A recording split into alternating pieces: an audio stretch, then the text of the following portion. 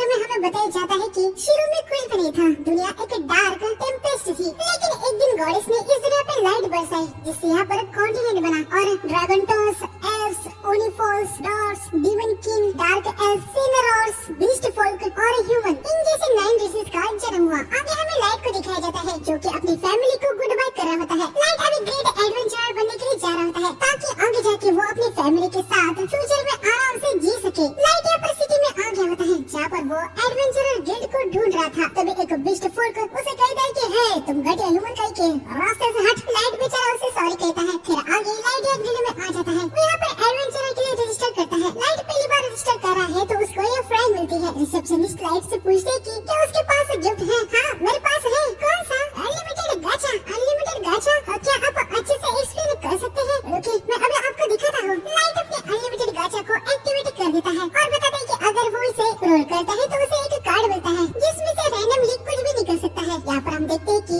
Light को एक चमचा निकला होता है, लेकिन भाई ये आइटम बहुत ही ज्यादा खराब निकलता है। लाइट कहता है कि ये बस एग्जाम्पल है। इसके बाद लाइट कई सारे आइटम्स को निकालता है, लेकिन वो सारे ही खराब निकलते हैं। मैं आपसे सच कह रहा हूँ, हमेशा ऐसा नहीं होता। ठीक है, ये रहा आपका एफ रैंक का कार्ड, आपके लिए यही बेस्ट है। हाँ मुझे कुछ पूछना है। हाँ पूछिए ना। क्या यहाँ पर कोई जॉब है जिसे मैं अभी तुरंत ले सकता हूँ? एक सेकंड। सबसे आसान जॉब यहाँ पर बुलेटिन बोर्ड पे पोस्ट किए जाते हैं, लेकिन हमें देखने को मिलता है कि लाइट को उतना अच्छे से पढ़ना नहीं आता और रिसेप्शनिस्ट भी ये बात समझ जाती है क्योंकि यहाँ पर ह्यूमन का लिटरेसी रेट काफी कम है। ठीक है जरा देखो, फायरवुड गैदरिंग, सॉइल होलिंग और टर्फ कटिंग। क्या आप इनमें से किसी में इंटरेस्टेड हो? लेकिन इनमें से पेमेंट उतना कुछ खास नहीं मिलने वाला। हाँ मुझे कोई भी प्रॉब्लम नहीं है। आगे हम देखते हैं कि लाइट यहाँ पर तरह तरह के काम करता है। दिन भर काम करने के बाद उसे कुछ पैसे मिलते हैं। हालांकि लाइट सोच रहा था कि उसे गाचा से कुछ खाने के लिए मिल जाए जिससे खाना खरीदने के पैसे उसके बच जाएंगे। तब यहाँ पर हम कुछ बीस्ट फोल्क को देखते हैं जो कि लाइट को घूरे जा रहे होते हैं, लेकिन इनका इरादा कुछ बुरा ही होता है। लाइट यहाँ चलते चलते गलती से इस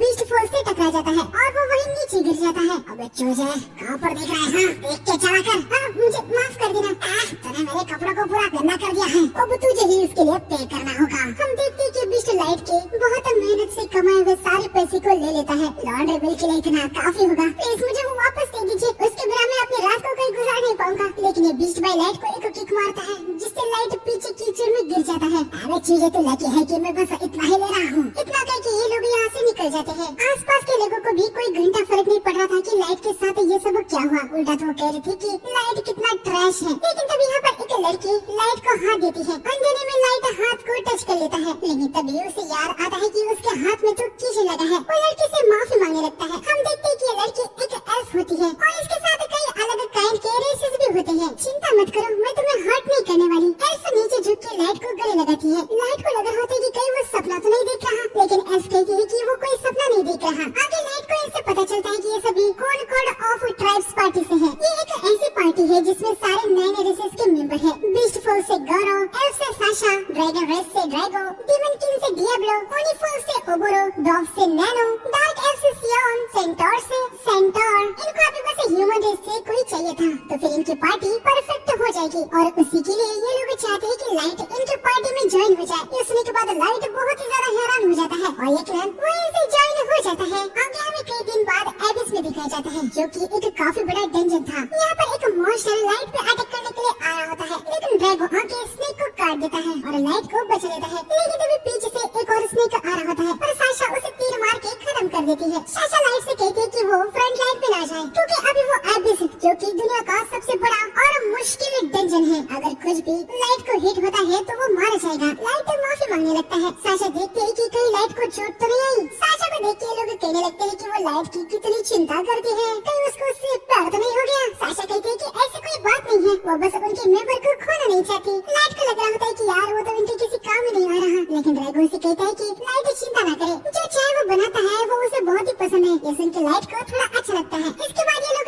एबिस में और आगे आते हैं और यहाँ पर आने के बाद ये लोग अभी अपना असली रंग दिखाते हैं। क्या हम ब्रेक ले रहे हैं? मैं अभी चाय बनाता हूँ। लाइट भाई चाय की तैयारी कर रहा होता है, तभी ड्रैगन उसके पास आता है। ये सब करने की कोई भी जरूरत नहीं है लाइट, मैं तुम्हें पार्टी से निकाल रहा हूँ। क्या तुमने सुना नहीं? मैं तुम्हें पार्टी से निकाल रहा हूँ। पार्टी से निकाल रही है? मैं कुछ समझा नहीं। अरे चीज तेरी कान में क्या पत्थर भरा है क्या? हम तुझे पार्टी से निकाल फेंक रहे हैं। पर क्यों? मैंने क्या किया? क्योंकि तो हमारे लिए अभी यूजलेस है। ये चूजा कहीं का, इस पर इतना गुस्सा आ रहा है। मुझे लगता है कि बुद्धि का भूल के के कारण वो समझ नहीं पाएगा। खैर ह्यूमन तो ऐसे ही होते हैं। चलो आखिरकार इस मालिक के कीड़े से छुटकारा तो मिला।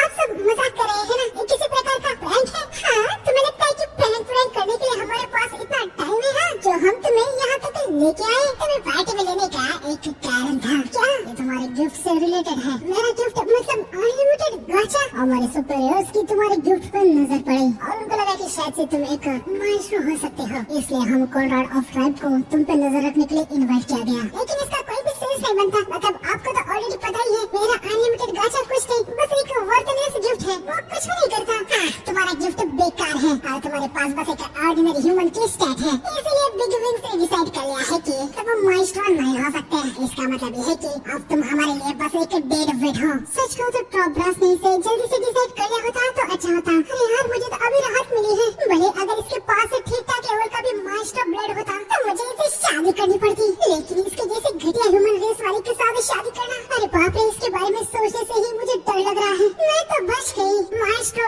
टॉप ब्रास, आखिर अब किसके बारे में बात कर रहे हैं? बात में तुमने कुछ ज्यादा ही उगल दिया। ज्यादा क्या ही फर्क पड़ता है, क्योंकि अब तो ये चीज खत्म होने वाला है। दूसरे एडवेंचर आने से पहले इसे खत्म कर दो। ये सुनने के बाद लाइट बहुत ही ज्यादा पैनिक हो जाता है। हमें ऑर्डर दिया गया है कि किसी भी छोटे से छोटे पॉसिबिलिटीज को अगर तुम्हारे अंदर दिखाई दी गई है तो तुम्हें जिंदा बिल्कुल नहीं छोड़ना है। गैरो लाइट पे अटैक कर देता है। लाइट के चेहरे पे चोट आ जाती है। लाइट बहुत ही ज्यादा पैनिक होकर यहाँ से भागने लगता है, लेकिन साशा उसके पैर पे तीर मार देती है, जिससे लाइट नीचे गिर जाता है। उससे बहुत ही ज्यादा पेन हो रहा था। ह्यूमन को हंट करने का मुझे इसलिए मजा आता है। हाँ, उनके रोने की आवाज मेरे कानों की स्वीट म्यूजिक की तरह है। गैरो आके लाइट को एक किक मार देता है। इसके बाद वो फिर से उससे बहुत ही ज्यादा किक जड़ रहा होता है। बस बहुत हो गया क्या? लेकिन अभी तो मजा आना शुरू हुआ है। हम सब ने ऑलरेडी स्टोरी पे ऐड कर लिया है कि वो मॉन्स्टर के सरप्राइज अटैक से मारा गया है, तो उसे इंजर्ड करने के बजाय खत्म कर डालो। गैरो लाइट को खत्म करने के लिए जा रहा होता है। लाइट रेंगते आगे बढ़ रहा होता है। मैं मरना नहीं चाहता। बेवकूफ कहीं के,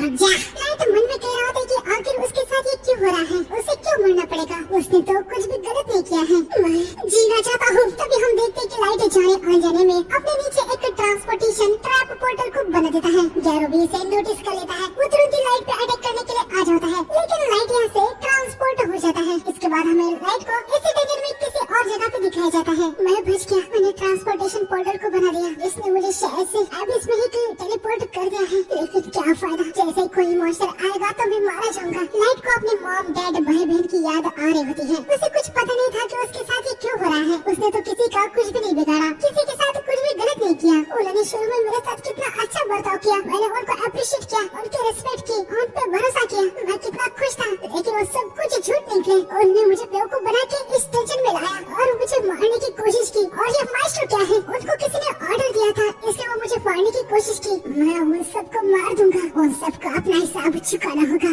मैं कसम खाता हूँ, मैं उनमें से हर किसी को खत्म कर दूंगा। लेकिन तभी हम देखते हैं कि लाइट के पीछे यहाँ पर एक बहुत ही खतरनाक मॉन्स्टर आ जाता है। लाइट देखता है कि इसका लेवल तो 1000 है। ये देख के लाइट बहुत ही ज्यादा पैनिक हो जाता है, क्योंकि इन जैसे मॉन्स्टर के बारे में उसने बस फेयरी टेल्स में ही सुना था। लाइट समझ जाता है कि अभी वो एबिस के सबसे डीपेस्ट पार्ट में टेलीपोर्ट हो गया है। लाइट सोचने लगता है कि आखिर वो इस मॉन्स्टर का सामना कैसे करे। उसके पास उसका बस अनलिमिटेड गाचा गिफ्ट होता है। लाइट अनलिमिटेड गाचा को एक्टिवेट कर देता है। हम देखते हैं कि ये मॉन्स्टर भी इसे देखने के बाद हैरान हो जाता है। वो तुरंत लाइट पे अटैक करने के लिए आ रहा होता है। अनलिमिटेड गाचा का कार्ड आ जाता है और हम देखते हैं कि इस बार इसमें से एक लड़की आती है। वो आते ही इस मॉन्स्टर को पूरी तरीके से खत्म कर देती है। लाइट भी ये सब कुछ देख के बहुत ही ज्यादा हैरान हो जाता है। ये लड़की लाइट के पास आती है और उसे हील भी कर देती है। माफ कर देना मास्टर, लेकिन आपके इंजर्ड फेस को मैं नहीं देख सकती, इसलिए मैंने खुद ही एडमिनिस्टर लेके आपको हील कर दिया। हाँ, मैं तो बिल्कुल भी हर्ट नहीं हूँ और यार सारा दर्द खत्म हो गया। आगे लाइट की इस लड़की को पूछने से उसे पता चलता है कि ये एक सुपर अल्ट्रा रेयर कार से आई है,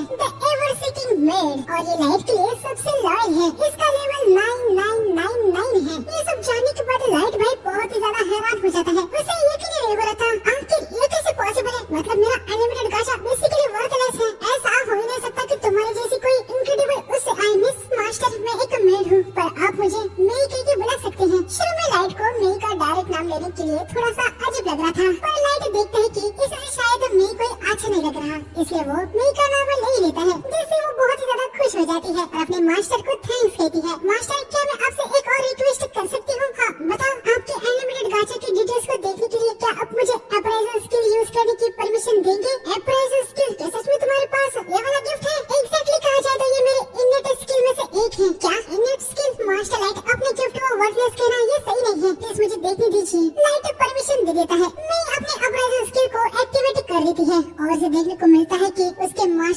पास तो इनक्रेडिबल स्टैट्स है। वो लाइट को बताती है कि उसकी एबिलिटीज एक हेवी लेयर के पीछे छुपी हुई है। लो लेवल के लोग इसको बिल्कुल भी नहीं देख सकते, सिर्फ मेई के लेवल का हाई लेवल के बिंग से उनके डिटेल्स को देख सकते हैं। मास्टर लाइट आपका अनलिमिटेड गाचा वर्कलेस के आसपास भी नहीं है। हाँ, तुम्हारे कहने का क्या मतलब है? मैं बता दी कि लाइट का अनलिमिटेड गाचा गिफ्ट अनलिमिटेड बार रोल हो सकता है। कार्ड जो उनमें से रोल होते हैं उनके रेयर होने की पॉसिबिलिटीज आसपास के माना डेंसिटी से होती है। रियलिटी टॉप से स्टार्ट होती है, जैसे एक्स्ट्रा, फिर super, ultra rare, triple S rare, double S rare, S rare, normal और एरर। सराउंडिंग माना डेंसिटी के बारे में लाइट समझ नहीं पाता। नहीं बताती है कि इस दुनिया में माना हर तरफ फ्लो होता है, लेकिन माना की डेंसिटी सरफेस पे लो होती है। मतलब उसके जैसे सुपर अल्ट्रा रेयर कार्ड के सरफेस पे अपीयर होने के चांसेस लगभग 0 है। लेकिन यहाँ डेंजर के डेप्थ में माना बहुत ही ज्यादा है, इसलिए लाइट यहाँ पर जो भी रोल करता है उसको रेयर कार्ड मिलने के बेहतर चांस है। मेरे को लग रहा था कि उसके मास्टर कितने होशियार है जो यहाँ आके अपने कार्ड को रोल किए ताकि वो अपने अनलिमिटेड गाचा के फुल पोटेंशियल का यूज कर सके। हालांकि मैं इस बात में भी सोच में पड़ गई थी कि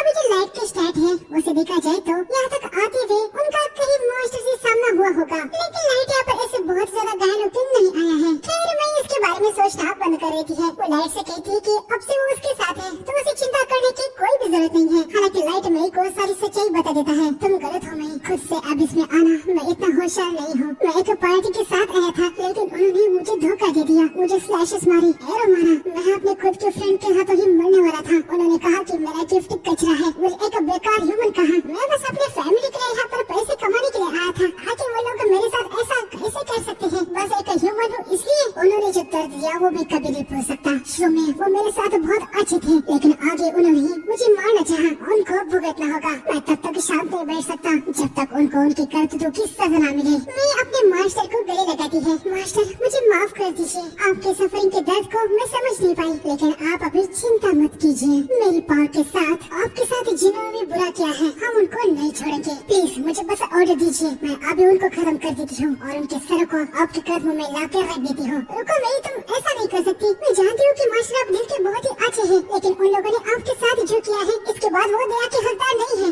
ऐसा नहीं है, मैंने अपना विश्वास उन पे जताया, बदले में मुझे क्या मिला? सिर्फ दर्द। मैं मरते मरते बचा हूँ, लेकिन ये सब इस वजह से हुआ क्योंकि मैं कमजोर था, इसलिए मुझे स्ट्रॉन्गर होना होगा। क्योंकि मैं अपने खुद के हाथों से रिवेंज लेना चाहता हूँ। मैं उन सभी को आसान मौत नहीं दूंगा, उनको तड़पा तड़पा के मारूंगा। मेरे मास्टर आपकी विश मेरी विश है। अगर आप खुद अपना पर्सनल रिवेंज लेना चाहते हैं तो मैं अपने मेड के ओनर के साथ ये सब करने के लिए आपकी हेल्प करूंगी। किसी और से सिर्फ मैं ही आपके पोटेंशियल को जानती हूँ मास्टर। थैंक यू मैं। अब हम देखते कि लाइट फिर से एक बार एबिस में अपने अनलिमिटेड गाचा को रोल करता है। अब वो यहाँ पर एक किंगडम बनाने वाला है जो कि उसके रिवेंज लेने के रास्ते में उसके साथ रहेगा। आगे हमें सीधा 3 साल बाद दिखाया जाता है जहाँ एबिस में लाइट ने अपना पूरा किंगडम बना दिया होता है। हम देखते हैं कि अब लाइट के पास अब बहुत सारी मेट्स होती है। हालांकि ये सभी मेट जितनी पावरफुल नहीं है, ये सभी लो लेवल की है। आगे हमें देखने को मिलता है कि यहाँ पर नॉर्मल लोग भी होते हैं। लाइट ने तो यहाँ पर पूरा एबिस का नक्शा ही बदल रखा होता है और अभी वो यहाँ का किंग है। नॉर्मल लोग जो यहाँ पर है वो लाइट को अपनी डेली प्रॉब्लम्स बताते हैं, जिनको लाइट पूरी कर देता है, जिससे यहाँ के नॉर्मल लोग भी उससे बहुत प्यार करते हैं। और हमें पता चलता है कि अभी लाइट के पास लेवल 999 की मेरी को मिला के और 3 भी मेंबर्स हैं। उनमें से ये है आयोकी। इसका काम पूरी एबिस में स्काउटिंग करना है और देखना है कि कोई दिक्कत तो नहीं। देखना ये लेवल 999 की है तो ये भी बहुत ही ज्यादा पावरफुल है और मेनली ये एक टेमर है। एबिस के कितने भी खतरनाक मॉन्स्टर क्यों न हो वो उनको टेम कर सकती है। इसके बाद ये है एली। ये एक मैजिशियन है जो कि न्यू स्पेल को बना सकती है। लाइट के आने वाले प्लान के लिए ये बहुत ज्यादा खतरनाक वाले मैजिक स्पेल को बना रही है। तीसरी है नाज़ुना। ये बहुत ही ज्यादा डम टाइप के हैं, हालांकि क्लोज कॉम्बैट में ये बहुत ही ज्यादा पावरफुल है। अभी के लिए कासल में पेट्रोल करने का काम इसका है। हालांकि ये सबके साथ लाइट के पास एक मेल वाला भी 999 लेवल का मेंबर है। इसका नाम जैक है। यो लाइट, मैं तुम्हारा वेट कर करके थक गया। जैक, मैंने तुमसे कितनी बार कहा है कि मास्टर लाइट को अच्छे से एड्रेस करो। कोई बात नहीं भाई, मुझे कोई भी प्रॉब्लम नहीं है क्योंकि मैं जैक को अपने बड़े भाई की तरह देखता हूँ। लेकिन फिर भी भाई मेरी को गुस्सा तो आ ही रहा था कि जैक ऐसे नॉर्मली लाइट से बात करता है। फिर अभी लाइट को जैक के साथ ट्रेनिंग करने का समय है तो ये दोनों इधर की तरफ आ जाते हैं। ट्रेनिंग स्टार्ट हो जाती है जहाँ लाइट बहुत ही तेजी से आगे बढ़ के जैक को एक पंच जड़ देता है। जैक थोड़ा सा पीछे हो जाता है। जरा आराम से। एक्चुअली मुझे ऐसा ही आयरन ब्लड बैरिकेड नहीं कहते, क्योंकि तुम्हारा ये पंच किसी और को लगता तो उसका खेल खत्म था। अब ये दोनों एक दूसरे को पंच मार देते हैं। इनकी ट्रेनिंग यहाँ धमाकेदार चल रही होती है। इसके बाद हमें नाज़ुना को दिखाया जाता है जो कि अपना पेट्रोलिंग कर रही थी। आगे बढ़ते हुए नाज़ुका के सामने 4 नॉर्मल लेवल वर्ल्ड वाली मेड्स आ जाती है। ये चारों नाजुका को मस्त से मस्का लगा रही होती है कि क्वीन आप कितना अच्छा काम करती है, आप हमारी प्रोटेक्शन के लिए कितना कुछ करती है। और ये सब कुछ सुनने के बाद नाज़रा को भाई बहुत ही खुशी मिल रही थी। तभी एक मेड पूछती है कि नाज़रा आगे कहाँ पर पेट्रोल करने वाली है। नाज़रा बताती है कि उसने अभी डिसाइड नहीं किया है। मेड बताती है कि क्या वो एक इम्पोर्टेंट पार्ट को चेक करने के लिए जा सकती है। वो पार्ट बहुत ही ज्यादा इम्पोर्टेंट है और सीक्रेट है, जहाँ पर उनके जैसे नॉर्मल मेड नहीं जा सकती। नाज़रा पूछती है कि आखिर वो किस पार्ट की बात कर रहे हैं। इसके बारे में नाज़रा को उसे सीक्रेट स्पॉट के बाहर दिखाया जाता है और ये कुछ और नहीं बल्कि लाइट का बेडरूम होता है, जहाँ अंदर ऑलरेडी नहीं होती है। तुम यहाँ पर नाज़रा कुछ प्रॉब्लम है क्या? तुम यहाँ पर मास्टर लाइट के रूम के बाहर क्यों आए हो? क्योंकि मैं पेट्रोल पे हूँ, ये एरिया सिक्योर है, जाके कहीं और। लेकिन भाई तुम यहाँ पर मास्टर लाइट के रूम के अंदर क्या कर रहे हो? हाँ मास्टर तो जैक के साथ ट्रेनिंग पे गए हैं, राइट? हाँ मैं बस यहाँ क्लीनिंग कर रही थी। एक मेड होने के नाते मुझे कुछ तो करना ही होगा ना, फिर भले मास्टर आसपास हो या ना हो, इसलिए मैं उनके रूम को क्लीन कर रही थी। तो जाओ तुम कहीं और जाके पेट्रोलिंग करो। लेकिन हम देखते कि नाज़रा अंदर घुस जाती है और वो देखती कि लाइट का बेड तो पूरा उलट पुलट गया है, जैसे कि कोई इसमें गोल गोल घूम रहा हो और पिलो को सूंघ रहा हो। नाज़रा को कुछ समझ नहीं आ रहा होता है कि आखिर ये बेड इस हालत में क्यों है। लेकिन आप लोग नाज़रा भाई एक नंबर की बेवकूफ होती है। उसे कुछ पता नहीं था कि मैंने ये सब कुछ क्यों किया है। मैं भी उसके बेवकूफ होने का फायदा उठाती है और बताती है कि वो बस मास्टर लाइफ के लिए यूनिक बेड मेकिंग स्टाइल बना रही है। ये सुन के नाज़रा बहुत ज्यादा एक्साइटेड हो जाती है और वो पूछती है कि क्या मैं इसके बारे में उसे भी सिखा सकती है। लेकिन मैं बताती है कि ये एक सीक्रेट है, वो उसे ये नहीं बता सकती। नाज़रा को लग रहा होता है कि भाई ये कोई स्पेशल स्किल है जो कि सिर्फ हाउस कीपिंग जैसे मैं है वही कर सकती है। नाज़रा भाई मेरी की बहुत ही ज्यादा तारीफ कर रही होती है, या मेरे मन में कह रही होती है कि शुक्र है ये एक नंबर की बेवकूफ है। तभी नाज़रा को याद आता है कि उन चारों मेड्स ने मेरे के लिए एक मैसेज दिया है। मैं मैसेज को देखती है जिसमें लिखा होता है कि मास्टर के रूम को मैं अकेले ही मोनोपोली कर रही है, जिसको मैं ही कम कर दे और सबको बारी बारी मास्टर लाइट के रूम को क्लीन करने का मौका दिया जाए। इतना सब कुछ तो नॉर्मल था, लेकिन उन चारों ने आखिर में मेरी के लिए कुछ गालियाँ भी बकती होती है। यह सब सुन के यकीनन मेरी को उन चारों पे गुस्सा आ जाता है। मैं जो है वो सारे नॉर्मल मेड की बॉस है। खैर मैं नाज़रा को कुछ पैसे दे के यहाँ से भगा देती है। नाज़रा बहुत खुश होकर यहाँ से निकल पड़ती है। आगे हमें आयोकी को दिखाया जाता है जो कि एक कैट गर्ल है। तभी नाज़रा यहाँ पर आती है। मैंने दिए हुए पैसों से उसे कुछ खाना खरीद लिया होता है। खैर नाज़रा आयोकी से पूछती है कि वो यहाँ पर क्या कर रही है। क्या सरप्लस पे जाके किले को देखने का उसका काम हो गया? आयोकी भाई बस म्याऊं म्याऊं कर रही होती है, जिससे नाज़रा को घंटा कुछ समझ नहीं आ रहा होता। नाज़रा समझ नहीं पाती है कि मास्टर लाइट आयोकी की इस म्याऊं म्याऊं वाली बातों को कैसे समझ पाते हैं। खैर हमें देखने को मिलता है कि आयोकी नॉर्मल भी बातें कर सकती है। वो नाज़रा को बताती है कि मैंने मैप के जैसे पार्ट को देखने के लिए उसे कहा था। आयोकी ने उसे सुनिश्चित कर दिया है, उसे कोई भी थ्रेड नहीं मिला है, बस उसकी रिपोर्ट देने के लिए वो यहाँ पर आई है। इसके बाद हमें थोड़ी देर बाद दिखाया जाता है जहाँ नाज़रा यहाँ थ्रोन रूम में चेक करने के लिए आई होती है। उसे थोड़ा सा बुरा लग रहा होता है क्योंकि सुबह से वो अपना काम कर रही है, पर वो सुबह से आज मास्टर लाइट को देख नहीं पाई है। नाज़रा थ्रोन के पास जाके चिपक जाती है और कहने लगती है कि मास्टर जब इन पे बैठते हैं तो वो कितने कूल लगते हैं। लेकिन तभी थ्रोन में लगा हुआ एक स्टैचू का पार्ट नाज़ुका से टूट जाता है। नाज़ुका बहुत ही पैनिक हो जाती है, वो पार्ट को उठा लेती है। आगे हम देखते हैं कि नाज़रा यहाँ से भाग निकलती है। उसने इस पार्ट को बस ऐसे ही लगा दिया होता है। यहाँ इनकी ट्रेनिंग खत्म हो जाती है और ये दोनों मस्त से नहाने के लिए बैठ जाते हैं। जैक बताता है कि लाइट अभी बहुत ही स्ट्रॉन्ग बन चुका है। अब इसमें बस कुछ ही मॉन्स्टर है जो अभी आपका सामना कर सकते हैं। मतलब सरफेस पे आपका सामना करने वालों के चांसेस और भी कम है, लेकिन जीरो नहीं।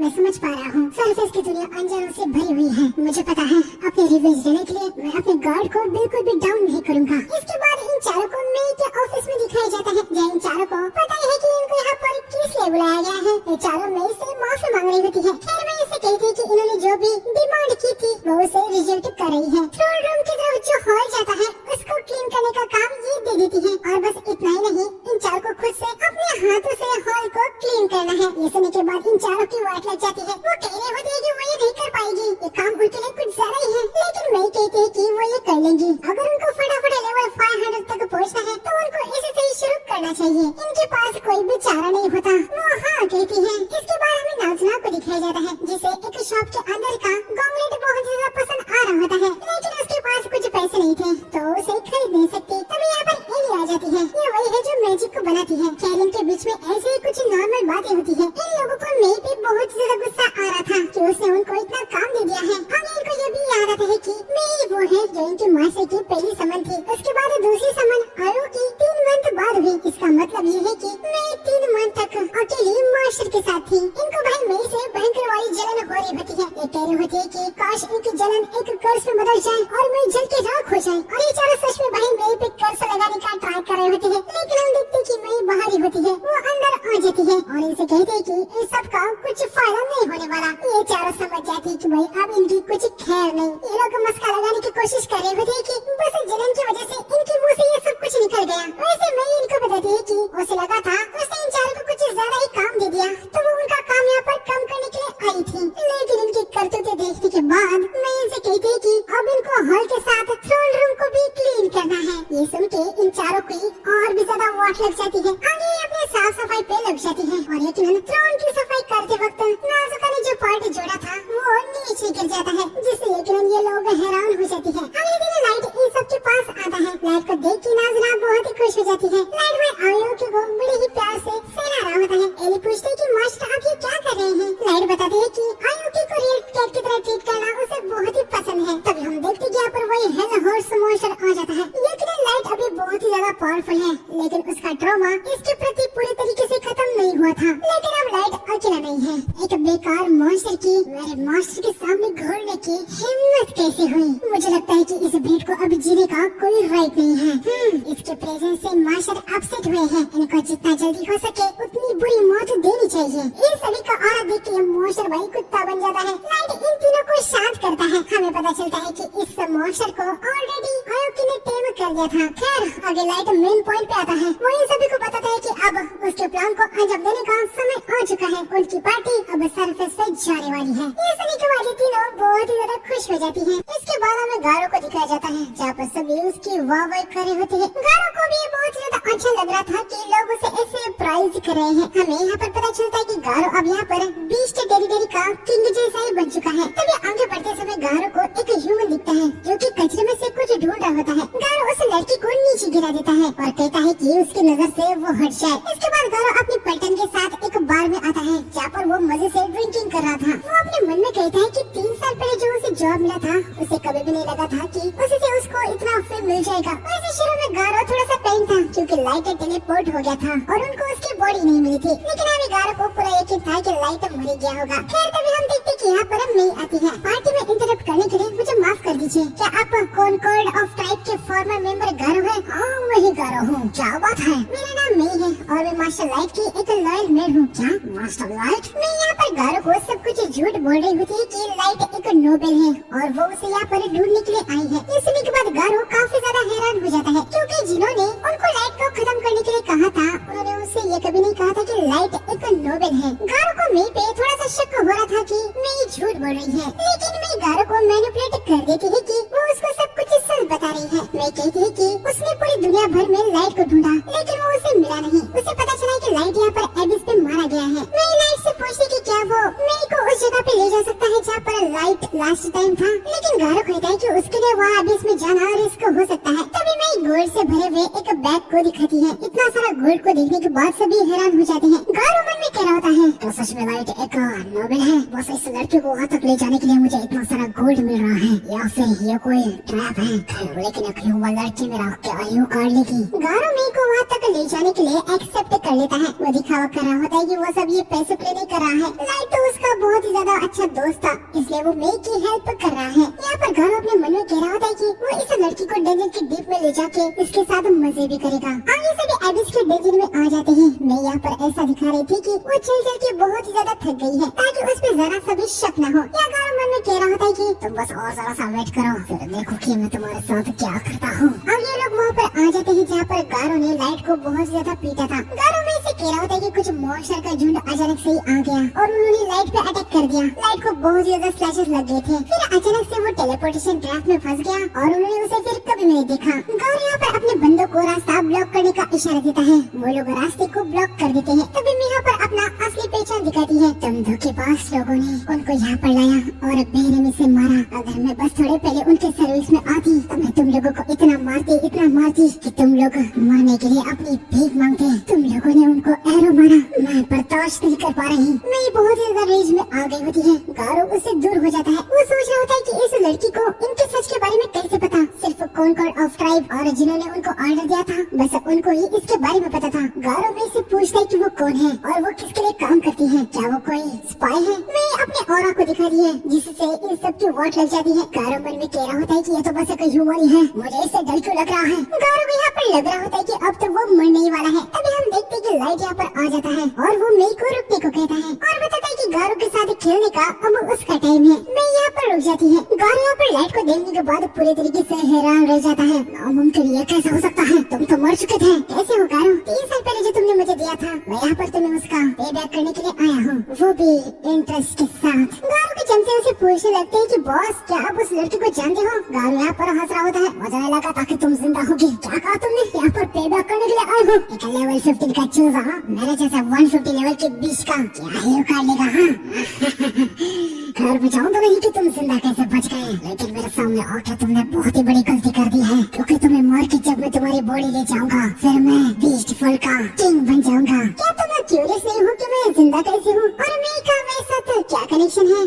बात तो सही है। मैं नहीं जानता कि तुम्हारी ये क्रीपी गर्लफ्रेंड कितनी स्ट्रॉन्ग है, लेकिन क्या ही फर्क पड़ता है, ह्यूमन कुछ भी नहीं कर सकते और बहुत जब हमारे जैसे बीस्ट के हो तब तो कुछ भी नहीं। मेरे सारे लड़के 130 से ज्यादा लेवल के हैं, हम सब मिलकर तुम्हें यहाँ पर कुचल देंगे। तुम कुछ नहीं, बस एक ऑर्डिनरी ह्यूमन हो जिसके पास वर्थलेस गिफ्ट है। मैं यकीन के साथ कह सकता हूँ कि तुम बस लक और इस लड़की की वजह से सरवाइव कर सके। हाँ, तुम जो कह रहे हो वो गलत नहीं है। गारो अपने 2 बीस्ट को लाइट पे अटैक करने के लिए भेजता है, लेकिन मेई बहुत ही तेजी से आके उनके सर को काट देती है और बीस्ट यहाँ पर खत्म हो जाते हैं। कोई भी मेरे मास्टर को थ्रेट करने की कोशिश करेगा तो वो बच नहीं पाएगा, मैं उन सबको काट दूंगी। नहीं, तुम्हारा शुक्रिया, अब तुम एग्जिट को ब्लॉक कर दो। मेई जाके एग्जिट को ब्लॉक कर देती है। यहाँ पर बीस्ट फोल्क बहुत ज्यादा पैनिक हो गए होते हैं। अब चलो गुस्सा डरा मत, वो बस एक सीक्रेट ट्रिक थी, वो बेकार ह्यूमन अफसर से इस ट्रिक से हमें बेट नहीं कर पाएंगे। गारो, तुम अभी भी जरा से भी नहीं बदले है ना? ह्यूमंस को तुम बहुत ही ज्यादा कमजोर समझते हो। क्या तुमने अपने आप को कभी कमजोर कंसीडर नहीं किया? ह्यूमन लूजर्स होते हैं, उनके पास बस टिल्लू भर माना होता है। तुम लोगों का लेवल एकदम ट्रैश होता है। ये देखो ऑफी लेवल क्या होता है। गारो दिखाता है कि अभी उसका लेवल 158 होता है। गारो कह रहा होता है कि फूड चेन में वो ह्यूमन से बहुत ज्यादा अपर है, तो एक ह्यूमन का उनको हराना नामुमकिन है। लाइट पूछता है कि अगर ऐसा है तो तुम्हारे इन मेंस का सर यहाँ पर जमीन पर क्या कर रहा है? गारो कह रहा होता है कि तुमने कोई मैजिक आइटम का यूज कर लिया होगा। गारो अपने सारे बंदों के साथ लाइट पे अटैक कर देता है, लेकिन लाइट उन सबको एक ही अटैक में पटक देता है। क्या हुआ, बस इतना ही कर सकते हो? गारो को भाई बहुत ज्यादा गुस्सा आ जाता है। वो पीछे जाके एक समन आइटम का यूज करता है, जिससे यहाँ पर एक लेवल 500 का फिल्ड्रिन आ जाता है। चूजे, अब ये तुम्हें खत्म कर देगा। क्या बस 500 लेवल का? इतना कमजोर? क्या डर से तुम्हारा दिमाग काम करना बंद कर दिया है क्या? चलो अपने लाइफ के लिए भीख मांग, जैसे कि तूने 3 साल पहले मांगी थी। जितना भी दम है पूरी जान लगा के अटैक करो। मैं प्रॉमिस करता हूँ कि मैं अपनी जगह से हिलूंगा तक नहीं। तुम्हें लग रहा है कि ये मजाक है? ठीक है, अब मैं तुम्हें पूरी तरीके से खत्म कर दूंगा। फेवरेट अटैक करता है। गारो को लग रहा होता है कि लाइट तो पूरी तरीके से वाइप आउट हो गया होगा, लेकिन वो बहुत ही ज्यादा हैरान हो जाता है। लेकिन क्योंकि लाइट को कुछ भी नहीं हुआ होता। गारो के चमचे कह रहे होते कि आखिर वो उस अटैक को कैसे झेल पाया। उसके पास इतनी ताकत है कि उसने लेवल 500 के मॉन्स्टर के अटैक को इतने आसानी से झेल लिया। चलो गारो, अब मेरी बारी है। लाइट अपने लेवल 9000 अल्ट्रा रेयर कार्ड को एक्टिवेट कर देता है, जिसमें लेवल 9000 का गॉड वुल्फ फेल्ड्रिन होता है। गॉड वुल्फ फेल्ड्रिन को देखने के बाद यहाँ पर सभी के सभी हद से ज्यादा ही हैरान हो जाते हैं। लाइट फेल्ड्रिन को ऑर्डर देता है। गॉड फेल्ड्रिन हल्की सी अपनी ब्रेथ को छोड़ता है, जो कि गारो के साइड से जाके उसकी फेल्ड्रिन को जमा देती है। आगे से टूट जाती है और गारो का फेल्ड्रिन यहाँ पर खत्म हो जाता है। ये देखने के बाद सभी के सभी यकीनन बहुत ही ज्यादा हैरान हो जाते हैं। तुम्हारे पास एक ऐसा मॉन्स्टर है जो मेरे फेल्ड्रिन को पलक झपकते ही खत्म कर दिया। हाँ, लेकिन सच कहूँ तो मैं खुद ही उस लेवल 500 के मैजिक बीस्ट को आसानी से हरा देता। अभी जरा ध्यान से देखना। लाइट अपना लेवल दिखाता है, जो कि 999 होता है। गारो भाई ये देखने के बाद बहुत ही ज्यादा हैरान हो जाता है। गारो के चमचे कह रहे होते हैं कि ह्यूमन तो बस लेवल 100 तक की मैक्स में जा सकते हैं, क्या ये कोई मजाक है? तभी गारो लाइट से पूछता है कि लाइट 3 साल पहले जैसे दिखता था एग्जैक्टली वैसे दिख रहा है, सेम बॉडी और एग्जैक्ट सेम फेस। कोई भी ह्यूमन अब तक ग्रो हो जाता। लाइट बताता है कि उसने ब्रेसलेट ऑफ यूथ पहना है। ये ब्रेसलेट उसकी एज को रोक देता है। उसने अपनी एज को, अपने गुस्से को, सबको वैसे ही रखा है, क्योंकि वो पूरे तरीके से बदला लेना चाहता है। गारो को अभी पूरा यकीन हो गया होता है कि ये रियल लाइट ही है और वो अभी समझ जाता है कि अब वो चाहे कुछ भी करे, लेकिन लाइट को हराना उसके लिए नामुमकिन है। गारो की यहाँ पर अभी बैंड बज गई होती है। वो लाइट के सामने झुक जाता है। मैं आपसे माफी मांगता हूँ, मेरे पास कोई भी चॉइस नहीं थी, मुझे ऑर्डर को मानना ही पड़ा था।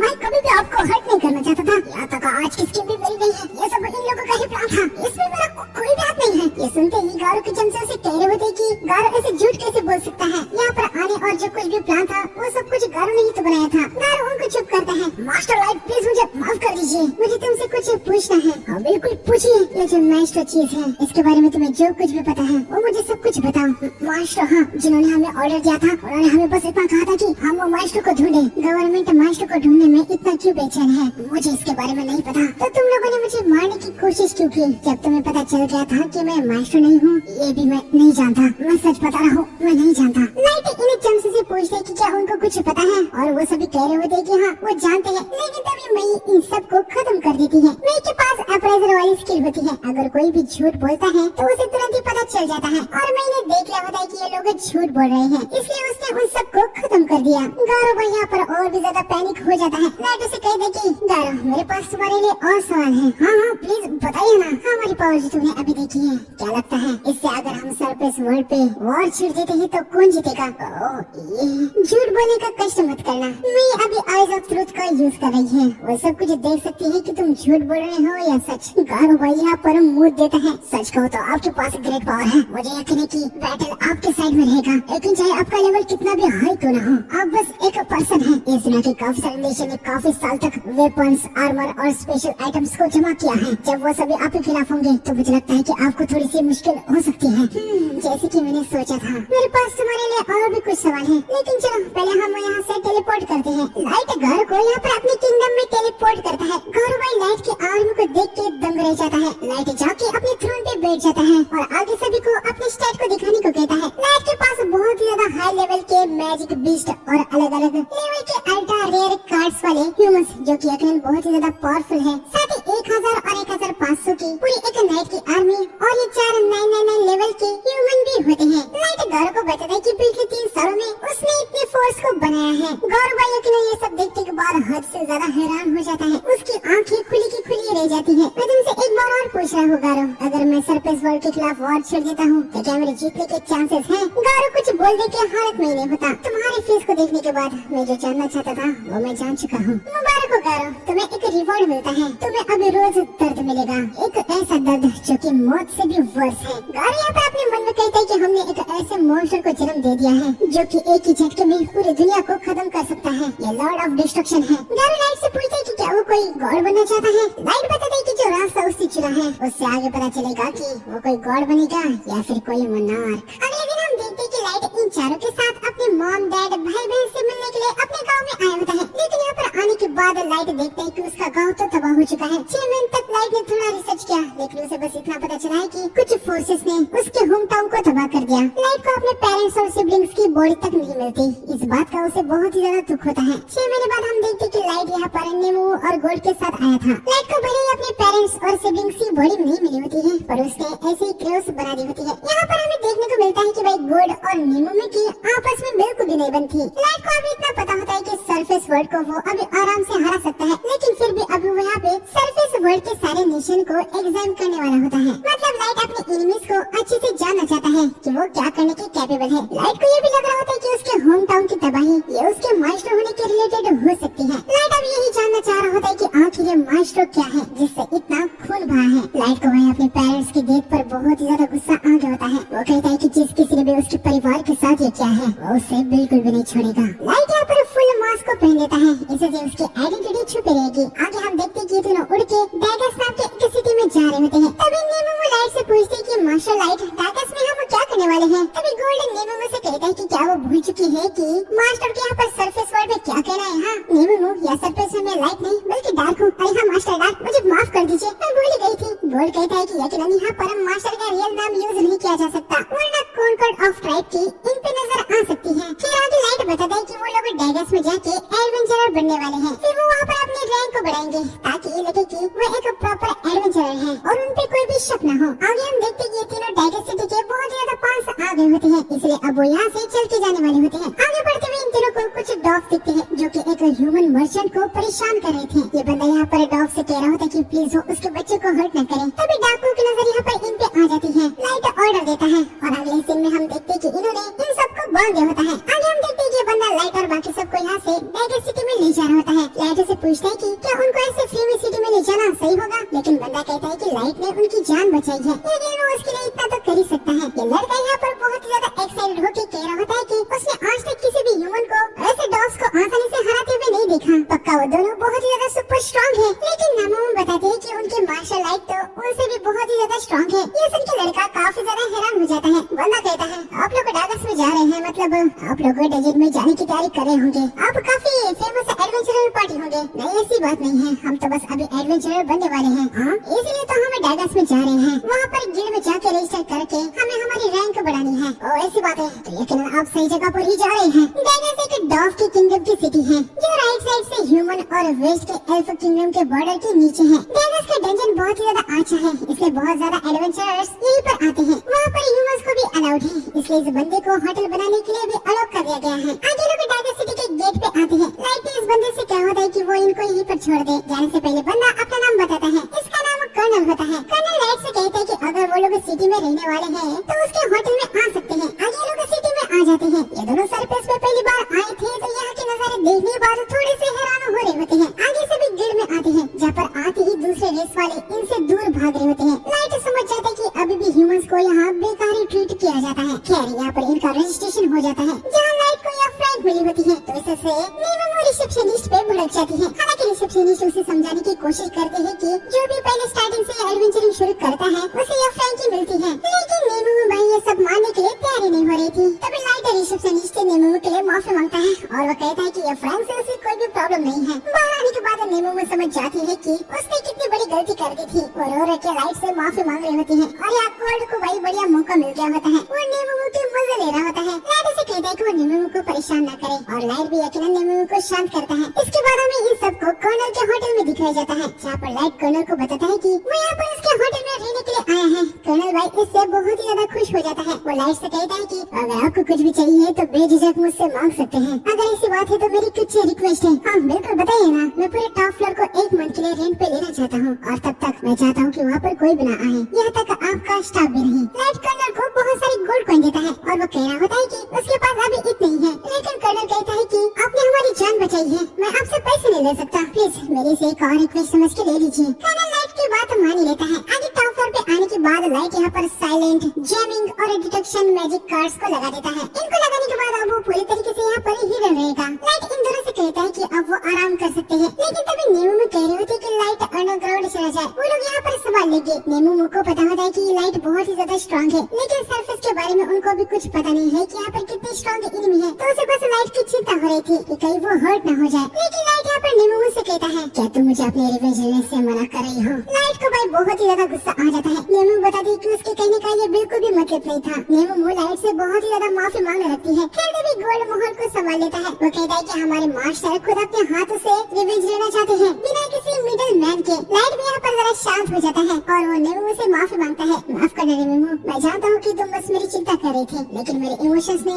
मेरे ऊपर कब्जा ले लिया। नीमो कहती है कि गलती उसकी भी है, उसे माफी मांगने का एक मौका दिया जाए। लाइट हाँ कह देता है, लेकिन हम देखते कि नीमो लाइट के पैर को छूने लगती है और उससे माफी मांगती है। खैर अगले दिन हम देखते कि ये लोग डंजन में जाने के लिए आते हैं। यहाँ पर काफी बड़ी लाइन होती है। गोल्ड कहता है कि यहाँ पर तो एक भी एल्फ नहीं दिख रहा। लाइट उसे पता है कि एल्फ और डॉग के बीच में इस बात पे मसला चल रहा है कि इस डंजन का ओनर कौन सा किंगडम है। खैर तब यहाँ पर 2 बंदे आते हैं जो कि लाइन के बीच में घुस जाते हैं। यहाँ पर एक 4 ह्यूमंस की एडवेंचरर पार्टी होती है। बंदे इनके सामने आगे होते हैं। ये लोग समझ नहीं पा रहे थे कि अब वो क्या करें, कुछ कहेंगे तो इनको ही खतरा हो सकता है। तभी लाइट उस बंदे से कहता है, ओए होडी वाले, तुम लाइन में घुस गए हो, ये ठीक नहीं है। क्या तुम मुझसे बात कर रहे हो? मुझे दूसरा कोई लाइन में घुसने वाला नहीं दिख रहा। तुम्हें पता भी है कि तुम किससे बात कर रहे हो? हाँ मुझे कैसे पता होगा? तुमने अपने फेस को पूरी तरीके से ढक लिया है। अगर मैं एज्यूम करूँ कि तुम कोई फेमस हो, फिर तो ये और भी ज्यादा बेकार बात है कि तुम ऐसे लाइन में घुस गए। गोल्ड कहता है कि मेरे लॉर्ड डार्क बिल्कुल सही कह रहे हैं, इससे तो तुम्हारी रेपुटेशन खराब हो जाएगी।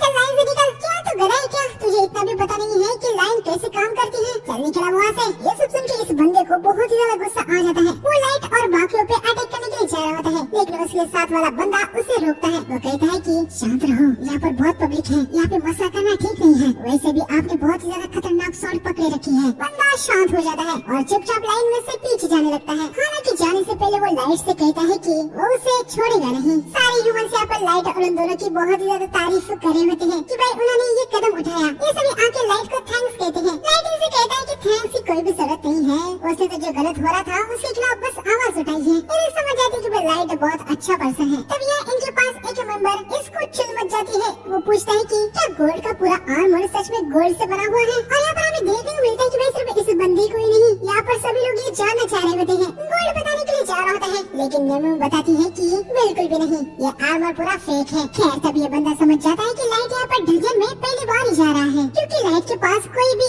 इक्विपमेंट नहीं है। डंजन के अंदर जो भी फ्लोर्स होते हैं वो बहुत ही ज्यादा महंगे होते हैं, इसलिए एडवेंचरर डंजन के अंदर अपना कैंप बनाने के लिए खुद ही इक्विपमेंट लेके जाते हैं। ये सब बताने के लिए लाइट बंदे को थैंक्स कहता है। हालांकि लाइट को इक्विपमेंट की कोई प्रॉब्लम नहीं थी, क्योंकि उसके पास एटम बॉक्स था। इस पार्टी का अंदर जाने का समय आ जाता है। ये लोग अंदर चले जाते हैं और लोगों के बाद इनका ही नंबर होता है और ये भी अंदर आ जाते हैं। डंजन में आने के बाद लाइट कहता है कि अब इसके बाद पहली बार वो दूसरे डंजन में आया है। ये डंजन में काफी बड़ा है। आगे सभी डंजन के फ्लोर में आ जाते हैं, क्योंकि बिल्कुल एक अलग ही दुनिया होती है। लाइट बताता है कि डंजन के कोर का माना यहाँ पर सारे मॉन्स्टर को और ट्रैप्स को जन्म देता है। डंजन के अंदर अपनी एक अलग ही दुनिया होती है। आगे लाइट फ्लाइंग, काउंसिल और सुपरविजन इन कार्ड का यूज करके सभी ये लोग आगे बढ़ रहे होते हैं। इसके बाद हमें इस बंदे को दिखाया जाता है। हम देखते हैं कि अपनी स्वॉर्ड का यूज करके यहाँ पर ये कुछ मॉन्स्टर को खत्म कर देता है। ये बंदा एक एल्फ होता है और अभी काफी गुस्से में था। हमें पता चलता है कि ये एल्फ किंगडम का यंग वाइट इलाइट वॉरियर है। मेरा नाम कीटो है।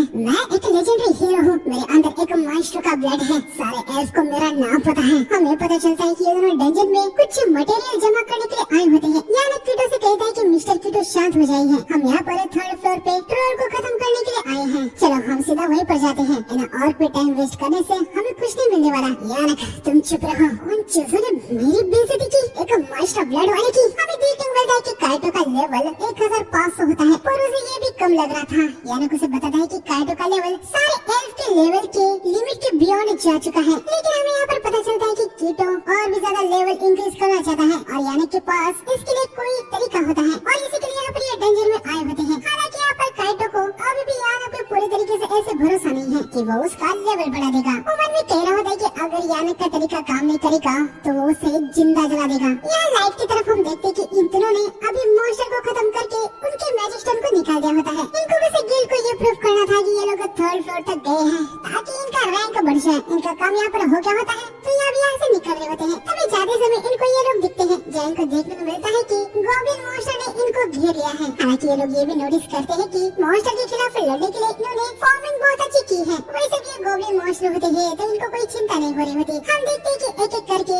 ये लोग गॉब्लिन को खत्म कर देते हैं। तब ये देखते हैं कि लाइट और बाकी के अचानक से ही इनके पीछे आ चुके हैं। अरे यार तुम लोग यहाँ पर कैसे आ गए? लाइट बंदे से कहता है कि उसे फाइट करते समय ध्यान रखना चाहिए, क्योंकि बैटल में सरप्राइज अटैक भी हो सकते हैं। हम देखते हैं कि लाइट ने यहाँ पर एक स्नेक को खत्म कर दिया होता है। लड़का लाइट को थैंक्स कहता है। तब यहाँ पर लाइट, गोल्ड और नीमू को कुछ सेंस होता है। हम देखते हैं कि सामने से ग्रेट बुश वुल्फ्स का झुंड आ रहा होता है, जिनको देख के ये चारों काफी हैरान हो गए होते हैं। लेकिन लाइट कहते हैं कि ये प्रॉब्लम की बात नहीं है। हम देखते हैं कि ये वुल्फ्स इनको कुछ भी कहे बिना यहाँ से भाग जाते हैं। तभी हम देखते हैं कि उन वुल्फ्स किसी से बच के भाग रहे होते हैं और ये एक बड़ा सा मेंटिस होता है, जिसे देख के यकीनन इन चारों की पूरी तरीके से बैंड बच जाती है। वो कह रहे होते हैं कि ये कैसे मुमकिन है? ये जायंट मेंटिस तो 10 साल पहले ही खत्म हो चुके थे। ये लोग जानते हैं कि वो इस मेंटिस को नहीं हरा सकते, लेकिन फिर भी वो कोशिश करने का सोच लेते हैं। हालांकि लाइट इनसे कहता है कि वो लोग यहाँ से निकल जाए। लाइट और उसके मेंबर्स इस मेंटिस को हरा देंगे, लेकिन यकीनन ये अच्छे लोग होते हैं और अच्छे लोग हमेशा से ही कहाँ पीछे हटते हैं। मेंटिस इन पे अटैक करने के लिए आ रहा होता है। गोल्ड जाके उससे भिड़ जाता है। हम देखते हैं कि मेंटिस गोल्ड को काफी अच्छी टक्कर दे रहा होता है। गोल्ड पीछे आ जाता है और वो लाइट को बताता है कि मेंटिस का लेवल कम से कम 500 होगा। उसके नॉर्मल अटैक उस पर स्क्रैच भी नहीं लगा रहे। लाइट तो फायर एरो से अटैक करता है, लेकिन मेंटिस उसे ब्लॉक करके लाइट पे ही रिफ्लेक्ट कर देता है। लाइट पीछे हो गया होता है और यहाँ वो लोग कुछ नहीं कर पा रहे। मिया उनको अपने मैजिक से बैकअप दो। अरे भाई तूने देखा नहीं क्या उसने क्या किया? उसने एक कॉम्बैट क्लास के स्पेल को बिना इंचार्टेशन के क्रैश कर दिया। यार तुम लोग कैसे हैरान नहीं हो सकते? लेकिन भाई ये लोग कहाँ पर हैरान हो गए? इनको मैजिक के बारे में कुछ पता ही नहीं था। इन्हें अपनी बहन से कहता है कि क्या सच में ये बहुत बड़ी बात है क्या? तभी गोल्डी से कहता है कि तुम लोगों को चिंता करने की बिल्कुल भी जरूरत नहीं है। अब देखोगे एक नाइट बैटल में कैसे फाइट करता है। मेंटिस गोल्ड पे अटैक करता है, लेकिन इस बार गोल्ड अपने फुल पावर से शील्ड को सामने लाता है, जिससे मेंटिस का हाथ टूट जाता है। इसके बाद गोल्ड जाके स्ट्राइक मारता है और मेंटिस के एक और हाथ को काट देता है। ये देखने के बाद ये चारों बहुत ही ज्यादा बारी है। लाइट फिर से फायर एरो से अटैक करता है। इस बार वो एक साथ काफी सारे एरो से अटैक करता है। मैंटिस फिर से इनको रिफ्लेक्ट करता है, लेकिन लाइट ने इस बार एरोस को कंट्रोल ले लिया होता है। एरोस फिर से मैंटिस की ओर जाके उसकी पीठ पर लग जाती है। अरे बाप रे, उसने एक साथ 30 एरो को काश कर दिया और उनको वो कंट्रोल भी कर पा रहा है। नहीं, ये कैसे मुमकिन है? लाइट यहाँ पर मैंटिस की हालत और बुरी कर देता है। चलो अब तुम्हें खत्म कर दिया जाए। लेकिन हम देखते कि मैंटिस यहाँ डर के मारे भागने लगता है, लेकिन यकीन लाइट उसे कहाँ भागने देने वाला था। लाइट तो फायर वाला कार्ड का यूज करके मैंटिस के सामने एक फायरवॉल लगा देता है। लाइट का ये मैजिक देखने के बाद मिया पूरी तरीके से हैरान हो चुकी थी। वो कह रही थी कि लाइट एक टैक्टिकल क्लास के स्पेल को बिना किसी इंचार्टेशन की कास्ट कर दिया है। मिया भाई हैरानी से पागल ही हो जाती है। ये तीनों यहाँ पर मैंटिस के पास आते हैं। मैंटिस यहाँ पर उड़ के भागने की सोच रहा होता है। लाइट नेमोमो को ऑर्डर देता है। नेमोमो एक बड़ी सी जंप लगा के मैंटिस को खत्म कर देती है। ये लोग यहाँ पर पूरी तरीके से हैरान रह जाते हैं। मैं कहती कि मुझे यकीन नहीं हो रहा उन तीनों ने जायंट मैंटिस को खत्म कर दिया। अरे यार, मुझे भी नहीं हो रहा। आखिर वो लोग कौन है? आगे हमें थोड़ी देर बाद दिखाया जाता है जब इलियो के पार्टी मेंबर ने मैंटिस के जेम्स को निकाल दिया होता है। इलियो लाइट से पूछता है कि क्या आप लोग भी या ए रैंक या फिर एस रैंक की पार्टी है? अरे नहीं, हम तो या फ्रैंक हैं। एडवेंचरिंग तो हमने बस अभी स्टार्ट की है। ये सुनने के बाद ये चारों हद से ज्यादा हैरान हो जाते हैं। लाइट ने ये सबकी जान बचाई होती है तो एलिस उसे कहता है कि क्या वो आज रात के लिए इनके साथ इनके टेंट में आना पसंद करेगा। उनकी जान बचाने के लिए वो लाइट के लिए थोड़ा बहुत कुछ करना चाहता था। लाइट पहले इलियो को नहीं कहने वाला था। वो कहता है कि मैं तुम पे बर्डन नहीं बनना चाहता। सन जल्दी डाउन होने वाला है। रात में इधर उधर घूमना ठीक नहीं है। साथ ही मिया आपसे कुछ मैजिक के बारे में पूछना चाहती है। हम देखते हैं कि लाइट इनके साथ आ जाता है। इनका खाना वगैरह यहाँ पर तैयार हो गया होता है। लाइट ने मिया को बताया होता है कि उसके मॉम और डैड दोनों ही मेज थे। वाह, कितनी कमाल की बात है। शायद इसलिए मिस्टर लाइट आप इतने मैजिक में ग्रेट हो। तुम भी मैजिक में कमाल हो मिया। अरे नहीं, मैं तो यहाँ तक बिना वॉइस के भी स्पेल को कास्ट नहीं कर सकती। टैक्टिकल क्लास में तो मैं और भी ज्यादा कमजोर हूँ। मुझे तो अभी भी समझ में नहीं आ रहा यार, क्या सच में बहुत ही ज्यादा बड़ी बात है क्या? आप बढ़िया बात क्या बोल रहे हो? हाँ, लाइट ने जो किया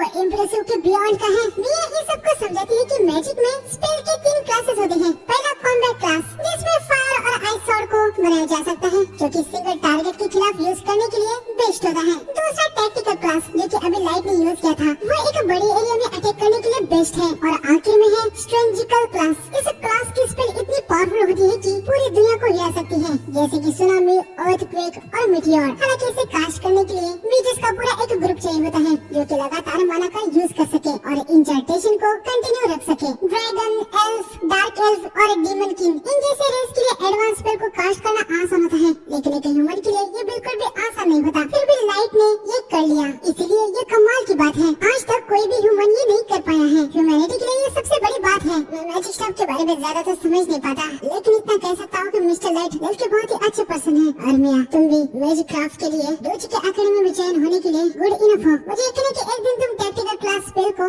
अपने आप से कास्ट कर ही लोगी। डूची एकेडमी, हाँ, क्या तुम उस नेशन के बारे में बात कर रहे हो जिसने म्यूचुअली सारे रेसर्स को बनाया था? क्या नाम था उसका? हाँ, द प्रिंसिपल ऑफ 9। हाँ, गोल्ड इलियो से कहता है कि तुम्हारी सिस्टर यकीनन अच्छी मेज होगी, जिसे मेज क्राफ्ट के लिए दुनिया के सबसे अच्छे एकेडमी ने इनवाइट किया है। इलियो बताता है कि एक दुर्घटना की वजह से उन्होंने उनके पेरेंट्स को खो दिया, इसलिए मिया कभी भी वहाँ एकेडमी में जा नहीं पाई। इसीलिए इलियो और मिया ने अपने बचपन के फ्रेंड गिरमा और वर्डी के साथ पार्टी बना ली। अभी इलियो डंजन को एक्सप्लोर करके जितना हो सके पैसा जमा करना चाहता है, ताकि वो मिया को दूसरी एकेडमी में मैजिक क्राफ्टिंग के लिए भेज पाए। मिया कहती है कि वो उन लोगों के साथ भी रह के ऐसे बहुत ही खुश है। इन सबका ऐसे एक साथ देखने के बाद लाइट को अपनी छोटी बहन की याद आती है। वो इससे कहता है कि एक दिन यकीनन वो सभी अपने गोल को जरूर अचीव कर लेंगे। ये सुन के सबको, खासकर मिया को बहुत ही अच्छा लगता है। इलियो लाइट से पूछता है कि आप लोगों ने एडवेंचरर बनना क्यों चाहा? लाइट बताता है कि उसके मॉम और डैड की हाउस फायर में डेथ हो गई। मीमू बताती है कि इस इंसिडेंट की वजह से लाइट को एक गहरा बर्न लग गया और वो उसे हील करने की जर्नी पे है।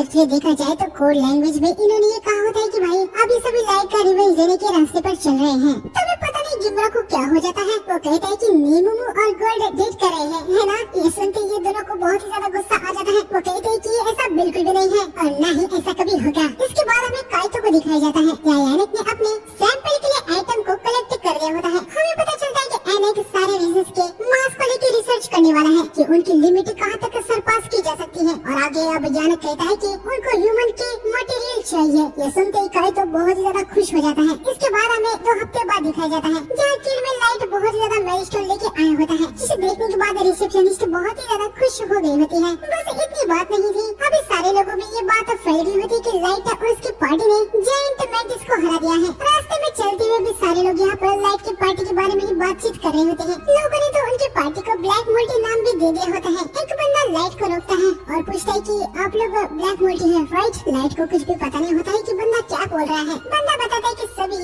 लाइट और उसकी पार्टी को ब्लैक मोल्टी नाम से ही बुला रहे हैं। नीमो में तो भाई बंदे पे एग्रेसिव हो जाती है और उससे पूछते है कि तुम्हें लॉर्ड डार्क से क्या काम है और हमें कोई ट्रबल नहीं चाहिए। मेरा नाम सुवेलान है और यह गिलबर्ट। मैंने सुना है कि आप लोगों ने जायंट मैंटिस को हरा दिया है, साथ ही 5th फ्लोर तक भी आप क्लियर कर चुके हैं। ये सब अफवाह होगी, चलना यहाँ पर हमें टाइम वेस्ट क्यों करते हैं? 5th फ्लोर तक जाने के लिए हमें कितने साल लगे थे याद है ना? ये सुन के नीमो अब गिलबर्ट पे एग्रेसिव हो जाती है। तुम्हें लगता है कि लॉर्ड डार्क झूठ बोलते हैं? हाँ, अरे मेरे कहने का ये मतलब नहीं था। हम तो इस बात से खुशी की अगर वो सब आपने किया है। कहना क्या चाहते हो? ह्यूमन रेस से भी तो कोई होना चाहिए जो बाकी रेसेस को टक्कर दे। खैर इन दोनों को इनके पार्टी के लोग बुला रहे होते हैं तो ये लोग यहाँ से निकल जाते हैं। लाइट देखते है कि दूसरे रेस वाले कह रहे थे कि ह्यूमंस तो कितने कमजोर होते हैं।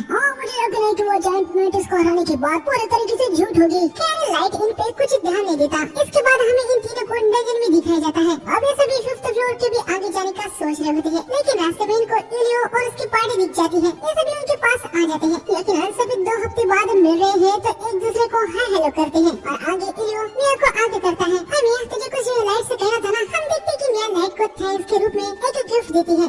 ये क्या है? कुछ ऐसा जो मेरे ग्रैंडफादर ने गुजरने से पहले मुझे दिया था। ये बंस के लिए ऑर्नामेंट है। मिया ने भाई लाइट की उस बात को बहुत ही ज्यादा सीरियस से ले लिया होता है। बस थोड़ा सा क्यों न हो, लाइट का दर्द कम हो, इसलिए मिया ने अपने पास की सबसे कीमती चीज उसे दे दी होती है। लाइट भाई बहुत ही ज्यादा हैरान हो जाता है। मिया को लग रहा होता है कि कहीं लाइट को ये गिफ्ट पसंद नहीं आया और क्या वो इसे नहीं लेगा, लेकिन लाइट कहता है कि ऐसी बात नहीं है, उसे गिफ्ट बहुत ही पसंद आया है और वो इसे ले भी लेता है। वो इस गिफ्ट के लिए मिया को बहुत ही थैंक्स कहता है। लाइट भी मिया को कुछ देने वाला होता है। मिया चांद मुझे भी फेवर रिटर्न करने दो। ये लो, ये मेरी तरफ से तुम्हारे लिए गिफ्ट। वाह कितना सुंदर है, पर मैं तुमसे कैसे ले सकती हूँ? तुम्हारे गिफ्ट से सच में मुझे बहुत ही अच्छा लगा, तो प्लीज थैंक के रूप में इसे ले लो। मिया अपने भाई की तरफ देखती है, वो उसे हाँ कहता है। मिया गिफ्ट को लेके पहन लेती है और लाइट को इसके लिए थैंक्स कहती है। आगे हमें रात में दिखाया जाता है जहाँ नीमो लाइट से पूछते है कि मिया को वो एस रैंक वाला ब्रेसलेट देना क्या वो ठीक था? नीमो को लग रहा होता है कि मिया ने पता नहीं लाइट को क्या दिया, लेकिन उसके बदले उसको एक एस रैंक का आइटम मिल गया। नीमो यहाँ पर भावना को उतना समझ नहीं पाती। लाइट उसे कहता है कि वो ब्रेसलेट को मिया को देने से उसे बिल्कुल भी बुरा नहीं लगा।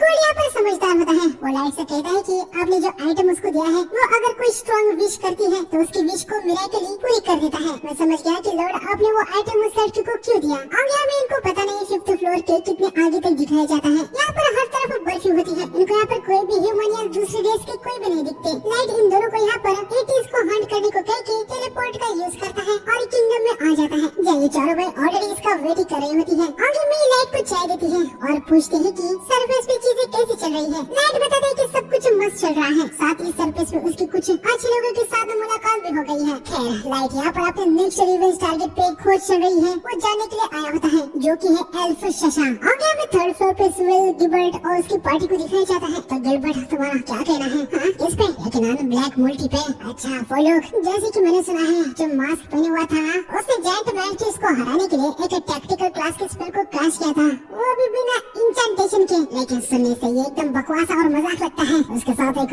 पर्सन भी थी, उन्होंने अपनी आंखों से ये सब देखा है और कहा है सच में, मतलब ये कोई अफवाह तो नहीं है। अगर ये सच में सच है तो लेजेंडरी नाइट या एक पुरानी हीरो का रिइंकार्नेशन होगा।